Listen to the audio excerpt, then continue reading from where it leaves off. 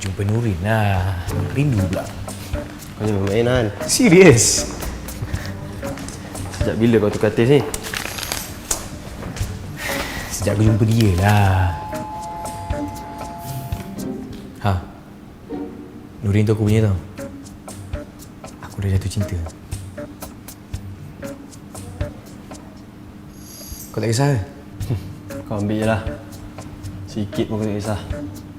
Not even my ideal type. Kau tackle lah dia sementara dia ada kat sini.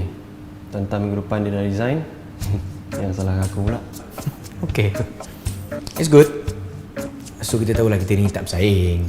Memang tak lah nak bersaing. Betul ni? Betul.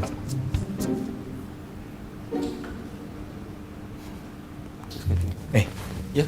Surah kat mana? Actually kat sini ada dua, tingkat 4 dengan tingkat 10. Tingkat 4 dengan tingkat 10. Tingkat 4 dengan tingkat 10. 4 dengan tingkat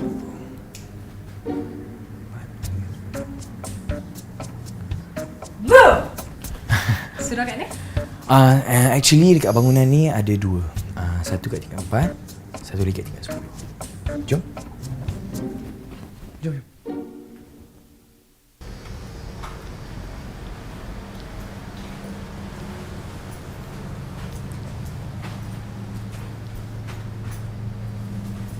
Oh.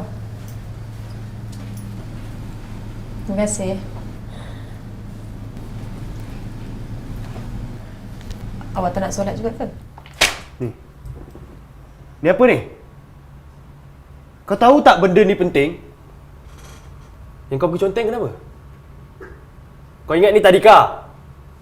Nak lukis-lukis sebagai? Kau tahu tak benda ni nak bawa masuk meeting nanti? Lah, manalah saya tahu penting. Orang kena macam saya ni mana nak tahu kertas macam ni penting sangat.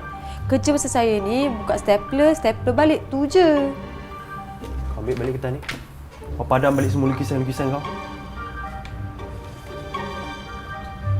Nak pergi mana tu? Balik tempat saya lah. Ada aku suruh kau balik tempat kau? Tak ada kan? Kau duduk sini, kau buat dekat sini. Alah, kenapa pula saya nak balik tempat saya? Siapa bos? Aku ke kau? Kau buat dekat sini.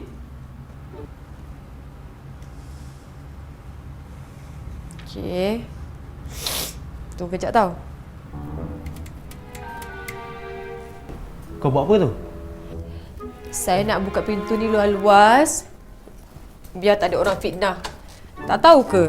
Kalau ada dua-dua orang, nanti ada yang ketiga. Baguslah dia dah balik rumah.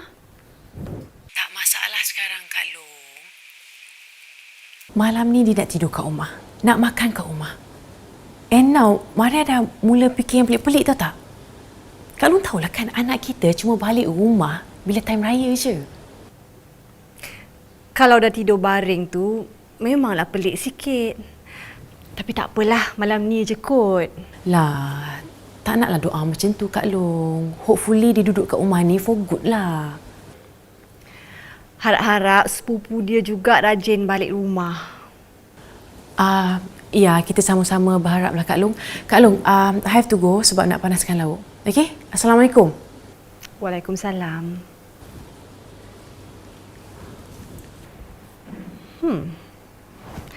Selalunya orang risau kalau anak tak balik rumah. Ni terbalik. Risau bila anak balik rumah.